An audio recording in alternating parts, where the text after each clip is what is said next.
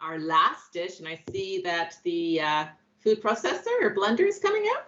So this is a creamy tangerine cashew pudding. This pudding provides a great fiber and protein boost at any time of day. So it doesn't have to be that you have it as a dessert at the end of a meal. You could have it as a snack.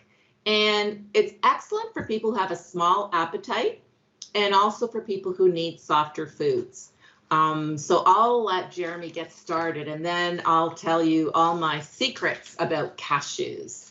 Wonderful. Perfect. Yes. So we wanted to create a dessert, a nice little treat, a snack. That was a nice little softer option. And this is it's a pudding. Essentially, it's sort of a pudding, but we're not using the traditional pudding ingredients. We're going to be using cashews to create this really nice sort of soft and silky texture. And the key to getting that really nice soft texture is to soak the cashews. So what you're going to do is take your unsalted, preferably raw. You can find them sometimes raw or roasted. You could do it with roasted, but I find that it becomes creamier if they're raw because some of the oils come out of the nuts, any nuts in general, if they're roasted. So it doesn't get as creamy. But we're going to take our cashews and we're going to soak them in water. Now you can do this two ways. If you're short on time, cover it with boiling water and let it soak for like 20 minutes. Or you can soak them in cold water in the fridge overnight if you know you're going to make this. And it's a great way to make a sort of cashew. You can make a cashew spread, almost like it's sometimes you've heard it as a cashew cream. This is going to be our base for a nice little cashew pudding. So that is going to be the base.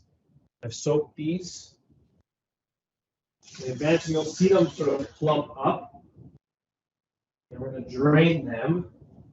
And then I'm going to make a bigger batch here. I'm going to add about 2 cups to our food processor. Now, when we're cooking, we're talking about making cooking a little bit easier. Generally want to try to limit the amount of tools and equipment and things we need to wash. But sometimes these tools can actually help with the processing, with the chopping, with a lot of the work to make the actual cooking process, to make the prep a lot easier. So if you're looking to get a new piece of equipment I know Christmas has passed, maybe there's a few deals left, but if you're looking to get a piece of equipment, food processor is one that I would recommend, especially if you do enjoy cooking, but just don't enjoy the prep and don't enjoy like the hassle of having to chop everything. This can do a lot of the chopping for you. So if you're doing vegetable prep, you want to chop carrots or onions or celery or something for your soup or dish, you can just throw it in the food processor, let it whiz up. You can like grate cheese with this. You can do so many heavier tasks in a lot less time and a lot less effort as well. So that's why I'm using the food processor here. You can use a blender. If you have a blender, you can use it too. It's just going to require a little more liquid because it has a smaller sort of base to it. Okay, so enough about equipment. Cashews in the food processor. This is an orange or tangerine dessert. Now, we were inspired by the upcoming celebrations. It is Lunar New Year on the weekend. And so, I wasn't going to, make any sort of traditional dishes from New Year because I'm definitely not an expert there, but I was inspired by some of the ingredients that actually represent, are part of the celebration. And one of them is oranges or tangerines or mandarins, celebrating, I believe it's good luck and fortune. And so we wanted to incorporate that. Actually, we have it in a couple of dishes, but we want to incorporate that into our dessert as well. So we're going to be using these little tangerines. You can use oranges, clementines, whatever you have. And we're going to use the whole thing. So not the whole thing, but more of it, not just the juice. And so what we're going to start off with is a little bit of the zest on the outside. So again, back to that really cool tool, the rasp, or you refer to it as a microplane. And this is going to remove just the outside, the very outside of that tangerine It's going to give us this just incredible, it's the essential oils, really, of the fruit. And it's going to give us this just incredible tangerine orange flavor that is going to really perfume this dish. So we're looking for flavor. It doesn't have a lot of ingredients in here, so we're definitely looking to maximize the flavor wherever we can. And so I'm going to use, one is good. I was going to say use two. I think one is good for this. And then we use the juice as well. Two of the tangerines in here. I can squeeze it in. Or if you don't have whole oranges, maybe just have like a jar of juice. Then you're looking for about a quarter cup. And then if you need a little bit more, so a quarter cup to half a cup. I would start with a quarter cup. If you find that it's too thick, the pudding, then you can add a little bit more. Jeremy? Yes? If your hands aren't that strong, do you have any tricks on how to get the juice out of the oranges? Absolutely. Yeah, great question. So a couple things you can do. If just using orange juice from, a jug, easy. Okay. That'll work. If you do want to use fresh, then what you can do is a couple things to soften it up. You can just gently roll it on a cutting board. That'll help soften it up. You can throw it in the microwave for like 10 seconds. That's a nice little trick. Did not know that. If you have like a hard lemon or hard lime, and you're like, what a waste, I'm not gonna get a lot of juice. Just throw it in the microwave for like 5-10 seconds. It'll really get most of the juice out of there. Really, really helpful. You can also use a fork. And so when I cut it in half, what I'll do is I'll put a fork in here and just squeeze against the fork. And so I'm using a lot less strength with my hand, very little. And it's the fork that the sort of the cells, those juice cells, those segments are being pressed up against that will break and then make it a lot easier to juice. Those are a few little tips. Great tips, Jeremy. Thank you. No problem.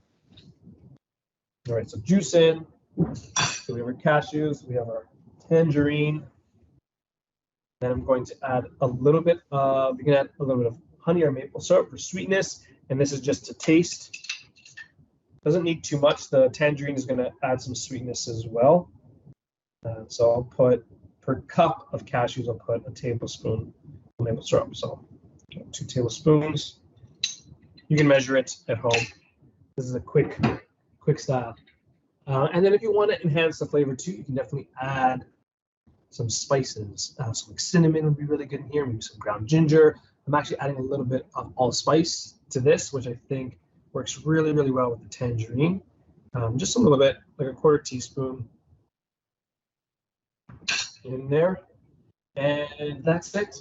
Lid on top.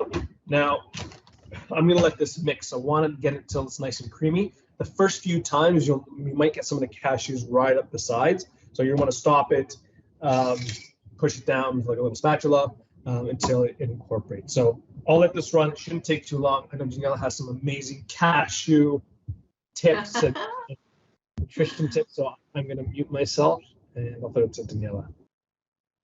Okay, cashew talk right now. So cashews are low in sugar, rich in fiber, and they also contain heart-healthy fats. The heart-healthy fats are important not only, so if you're having heart disease or also with diabetes or your cholesterol's high, heart-healthy fats are okay to have as part of the diet. And then it also has plant protein. It also contains some protein. So I like to say cashews are the trifecta when it comes to protein, fats, and being good glycemic control. They also contain magnesium, and we talked about that earlier as being one of the nutrients we talk about with older adults possibly needing more of. And all of these nutrients together help with energy production, brain health as well, and immunity and bone health. So this, you don't have to feel guilty eating this little pudding at any time of day.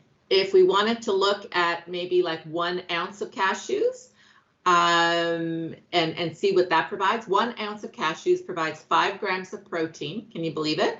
1 gram of fiber. It does have a lot of calories, so just keep that in mind. Many times people have a low appetite or can't eat very much, so that's okay.